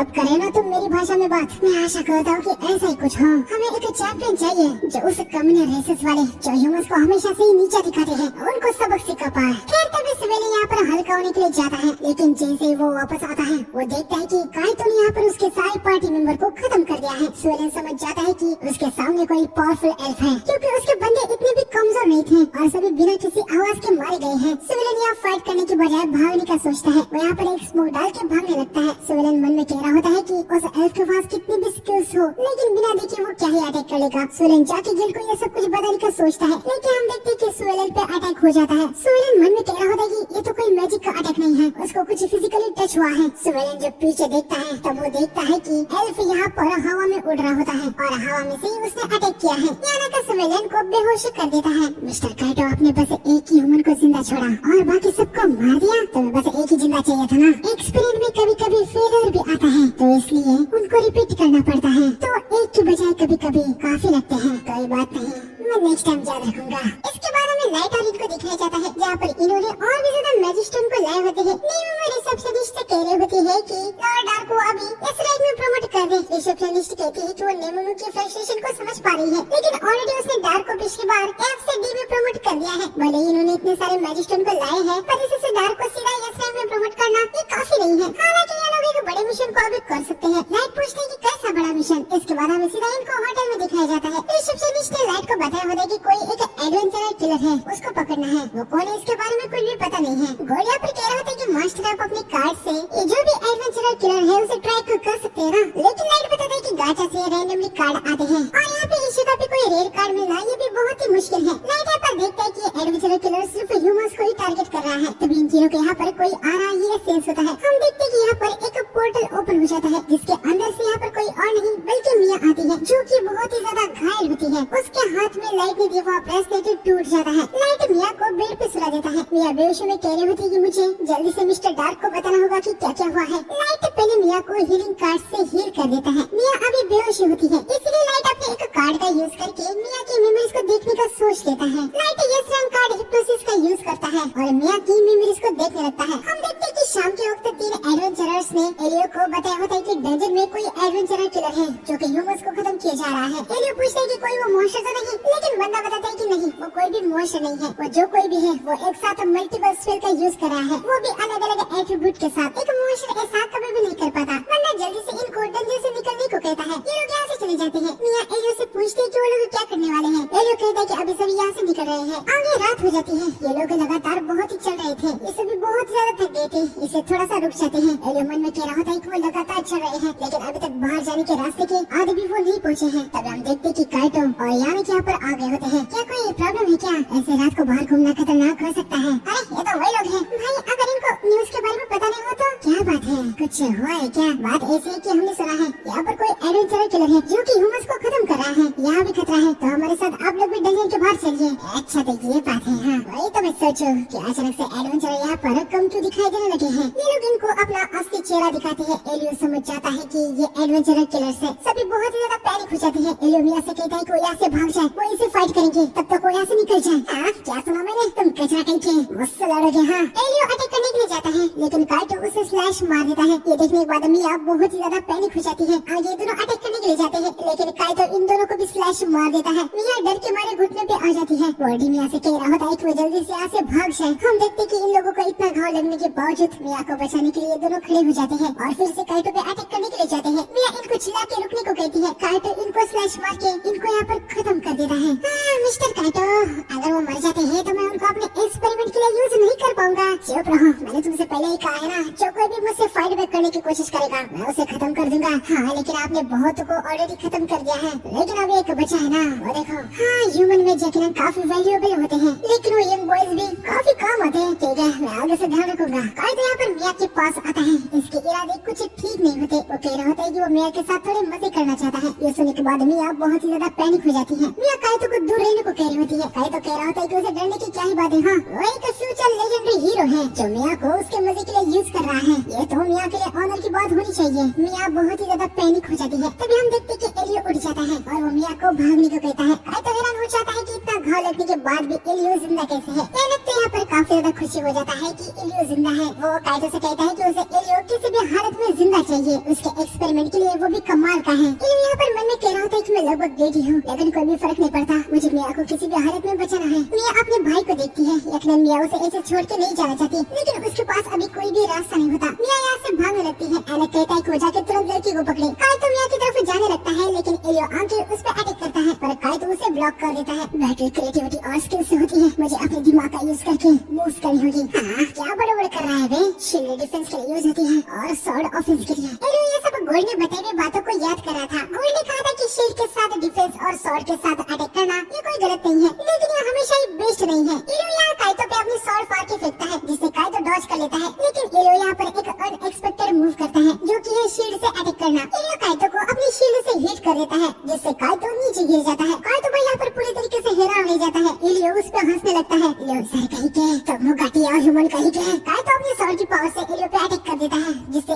भी बहुत ही तगड़ा डैमेज हो जाता है। साले कभी कहीं के कोई भी मेरे इस मैजेस्टिक फेस को हिट नहीं कर सकता। मैं तुम्हें मौत से भी दर्दनाक दर्द दूंगा। मिस्टर काइटो रुक जाइए, आपको अभी जाके जल्दी से उस लड़की को पकड़ना होगा। अगर गिल्ड और बाहर के लोगों को पता चला कि हम यहाँ पर क्या कर रहे हैं तो हम बड़ी मुश्किल में हो जाएंगे। इतने समय से हम जो कर रहे हैं वो सब कुछ पानी में मिल जाएगा। हमें मिया तो दिखाई जाता है जो कि अपनी पूरी जान लगा के भाग रही होती है, लेकिन काइटो उसके पास आ ही जाता है। काइटो को ऐसे उड़ते हुए देख के मिया बहुत ही ज्यादा हैरान हो जाती है। काइटो कहता है कि वो एक साथ मल्टीपल ब्लेड्स को क्रिएट कर सकता है और उनको कंट्रोल भी कर सकता है, क्योंकि उसके पास एल्फ किंगडम की फैंटमा class weapon the legendary sword grandiose है। ये जानने के बाद मिया बहुत ही ज्यादा पैनिक हो जाती है। काइटो उसके पास आ रहा होता है। वो कहता है कि तुम्हारे जैसे ह्यूमन को पकड़ना मेरे लिए चुटकी भरा काम है, लेकिन मिया अपना जरा सा होश संभालती है। वो अपने मन में कहती है कि उसके भाई और फ्रेंड ने जो उसको बचाने के लिए टाइम निकाला है वो उसे ऐसे ही वेस्ट नहीं जाने देगी। मिया आइस शॉट से काइटो पे अटैक करती है, लेकिन काइटो अटैक को ब्लॉक कर देता है। उतने में मिया फिर से यहाँ से भाग जाती है। मिया मन में कह रही होती है कि मुझे मिस्टर डार्क के पास जाना होगा, उनको सब कुछ बताना होगा। तभी काइटो मिया पे हिट कर देता है, जिससे मिया नीचे गिर जाती है। मारने की कोशिश करना बेकार है, मैं तुमसे कह रहा हूँ ना, मैं एक लेजेंडरी हीरो हूँ, तुम कोई लेजेंडरी हीरो नहीं हो। हीरो जितने स्ट्रॉन्ग होते हैं वो लोगों के प्रति उतने ही काइंड होते हैं, जैसे कि मिस्टर डार्क, तुम बस अपने से कमजोरों पे वार करती हो। ये सुनने के बाद काइटो थोड़ा सा पैनिक सा हो जाता है। हमें देखने को मिलता है कि एल्फ किंगडम में काइटो की कोई भी औकात नहीं थी, सब उसे नीचे नजरों से देखते थे। उसकी लेवल की लिमिट इस पे भी लोग उसे बहुत ही ज्यादा चिढ़ाते थे। काइटो को व्हाइट नाइट से भी हटा दिया गया होता है। मिया कहती है कि तुम कुछ नहीं, बस एक लूजर हो। काइटो को बहुत ही ज्यादा गुस्सा आ जाता है, वो मिया पे अटैक कर देता है। मिया मन में कह रही होती है कि मैं नहीं मर सकती, मुझे कुछ भी करके सर्वाइव करना होगा। उन्होंने मेरे लिए अपनी कुर्बानी दी है, मुझे मिस्टर डार्क के पास जाना ही होगा और उनको सब कुछ बताना होगा। तभी ब्रेसलेट की पावर एक्टिवेट हो गई होती है और मिया यहाँ पर आ गई थी। क्या क्या हुआ ये सब देखने के बाद लाइट को काइटो पे बहुत ही ज्यादा गुस्सा आ जाता है। इन दोनों ने भी ये सब कुछ देख लिया होता है। लाइट इनसे कहता है कि चलो। ये डेंजर में एनक इलियो को हील करता है, क्योंकि उसे वो जिंदा चाहिए था। इलियो यहाँ बच गया होता है। तभी काइटो यहाँ पर आता है। मिस्टर काइटो, आपने लड़की को पकड़ लिया या फिर कहीं आपने उसे खत्म तो नहीं कर दिया? हाँ, लानत है, वो तो यहाँ पर भी नहीं है। मुझे लगा था कि वो अपने फ्रेंड्स को बचाने के लिए यहाँ पर आ गई होगी। हाँ, क्या हुआ? आपने लड़की को खो दिया? आपने का फॉर्मर व्हाइट नाइट है और एक बच्ची ने आपको चकमा दे दिया। अरे वो अचानक से ही गायब हो गई, मैं क्या करूँ? क्या? लेकिन ये कैसे हो सकता है? मुझे क्या पता था कि उस लड़की के पास एक टेलीपोर्टेशन आइटम है। क्या बकवास कर रहे हैं? ये हो ही नहीं सकता कि एक ह्यूमन के पास टेलीपोर्टेशन जैसा वैल्यूएबल आइटम हो। अरे था, वो मेरे सामने, मेरे आंखों के सामने टेलीपोर्ट हो गई। अगर ऐसी बात है तो हम बहुत ही ज्यादा मुश्किल में पड़ चुके हैं। अगर वो लड़की गिल्ड के पास चली गई और हमारे बारे में सब कुछ बता दिया तो ये बात एल्फ किंगडम तक भी पहुंच जाएगी और उनको जल्दी पता चल जाएगा कि ग्रैंड स्वॉर्ड को आपने चुरा लिया है। हाँ, तुम तो सच कह रहे हो। व्हाइट नाइट अपने इन्फीरियर कैप्टन के साथ हमें ढूंढते हुए आएंगे। मिस्टर काइटो, मैंने सुना है कि वो लेवल 3000 के बियॉन्ड का है और जिन नाइट को वो कमांड कर रहा है वैसे भी 2000 लेवल के आसपास है। साथ ही उनके पास ग्रैंड स्वॉर्ड के लेवल के वेपन्स भी है। काइटो भाई यहाँ पर हद से ज्यादा पैनिक हो जाता है। यानक उसे शांत रहने को कहता है। वो बताता है कि अगर वो अपनी रिसर्च को कंप्लीट करते हैं तो उनकी सारी प्रॉब्लम सॉल्व हो जाएगी। ये सुनने के बाद काइटो की जान में थोड़ी सी जान आती है। ये लोग अपना रिसर्च करने के लिए जाने वाले थे, लेकिन लाइट यहाँ पर आ जाता है और वो इन लोगों से कहता है कि वो कहीं पे भी नहीं जाने वाले। काइटो लाइट को पहचान लेता है, मतलब लाइट ने लाइन में काइटो को हटने को कहा था ना। यानक यहाँ पर हैरान हो जाता है कि आखिर लाइट यहाँ पर कैसे और कब आ गया। काइटो भी मन में कह रहा होता है कि मेरे जैसे 1500 के लेवल के आसपास कोई भी बिना स्टील होके नहीं आ सकता। काइटो समझ नहीं पा रहा होता है कि आखिर लाइट यहाँ पर आया, इसके बारे में उसे पता कैसे नहीं चला। लाइट देखता है कि गिमरा और वर्डी मर चुके हैं। गोल्ड ने इलियो को उठा लिया होता है। वो लाइट को बताता है कि इलियो अभी जिंदा है, हालांकि वो बहुत ज्यादा जख्मी है। यहाँ पर यानक परेशान हो जाता है कि गोल्ड ने उसके साइड में से इलियो को कब ले लिया। लाइट इलियो को हील कर देता है, वो पूरी तरीके से हील हो जाता है। काइटो ने इलियो और बाकियों के साथ जो किया है इससे ऑलरेडी लाइट को बहुत ज्यादा गुस्सा आ गया था। वो सीधा उससे लड़ने के लिए आगे आता है। यानक यहाँ पर लग रहा होता है कि लाइट को उनके बारे में कुछ पता नहीं है कि वो ही एडवेंचर किलर है, लेकिन लाइट बताता है कि मिया उसके पास आई थी, उसने इनके बारे में उनको सब कुछ बता दिया है। ये सुन के इन दोनों को बहुत ज्यादा डर लगने लगता है कि कहीं लाइट ने गिल्ड को सब कुछ बता दिया है, लेकिन लाइट इनको बताता है कि तुम्हें चिंता करने की कोई भी जरूरत नहीं है, मैंने गिल्ड को कुछ नहीं बताया। ये सुन के काइटो बहुत ही ज्यादा खुश हो रहा होता है। वो कहता है कि मैं तो लकी हूँ, मैंने गिल्ड को तुम्हारे बारे में कुछ नहीं बताया क्योंकि मैं खुद तुमको यहाँ पर खत्म करने वाला हूँ। लेकिन काइटो लाइट की बात को यहाँ पर बहुत ही लाइट ले लेता है। उसे लग रहा होता है कि लाइट तो एक ह्यूमन है ना, तो उसका क्या ही उखाड़ लेगा। काइटो जाके लाइट पे अटैक करता है, लेकिन लाइट अपने स्टाफ से उसे बहुत ही आसानी से रोक देता है। ये देखिए एनक यहाँ पर बहुत हैरान हो जाता है। आगे काइटो लाइट पे लगातार बहुत ही ज्यादा वर्क कर रहा होता है लेकिन कुछ भी नहीं हो रहा होता। आखिर में लाइट ही बोर होकर उसे एक हल्की सी स्ट्राइक मारता है जिससे काइतो की बैंड बज जाती है। मुझे लगा था कि तुम काफी टफ हो पर तुम तो बहुत ही कमजोर निकले। अगर मैं और जरा सा फोर्स लगाता तो मैं गलती से तुम्हें मार ही देता। ओए लूजर चलो उठ, हम घटिया ह्यूमन कहीं के बस बहुत हुआ, अब मैं तेरी बैंड बजा दूंगा। यानी कि आप पर पूरी तरीके से हैरान हो गया होता है कि एक ह्यूमन, वो भी एक बच्चा, काइतो को इतनी आसानी से मात कैसे दे रहा है। यहाँ पर काइतो अपनी स्वॉर्ड की पावर का यूज करके लाइट पे अटैक करता है। हम देखते हैं कि ये अलग अलग एट्रीब्यूट के स्पेस होते हैं लेकिन लाइट के लिए ये कुछ नहीं होते। वो इन सभी को आसानी से डॉज कर रहा होता है। तभी काइतो लाइट पे सरप्राइज अटैक करने के लिए आता है लेकिन लाइट उसे भी ब्लॉक कर देता है। ये देख के यानक मन में कह रहा होता है कि मिस्टर काइतो ने अपनी स्वॉर्ड का यूज करके तेल तो होके उसके पीछे गए लेकिन फिर भी उस लड़के ने उनके अटैक को झेल लिया। एक ह्यूमन फैंस्टमक क्लास के वेपन को बराबर की टक्कर कैसे दे सकता है। काइतो यहाँ पर पागल हो जाता है। वो लाइट से कह रहा होता है कि तुम चीटिंग कर रहे हो, तुम एक मेज के कपड़े पहने हो पर तुम वॉरियर की तरह लड़ रहे हो। मैं एक मेज हूँ, जेड मत बोलो, यह नामुमकिन है। कोई भी मेज मेरे से इक्वली फाइट नहीं कर सकता। लाइट आइस स्वॉर्ड को समझ करता है और दिखाता है कि वो एक मेज है। हाँ, आइस स्वॉर्ड, वो भी बिना इंचेंटेशन के, ये नामुमकिन है। काइतो फिर से सेम अटैक करता है लेकिन इस बार आइस स्वॉर्ड उसके अटैक को डिस्ट्रॉय कर रही होती है।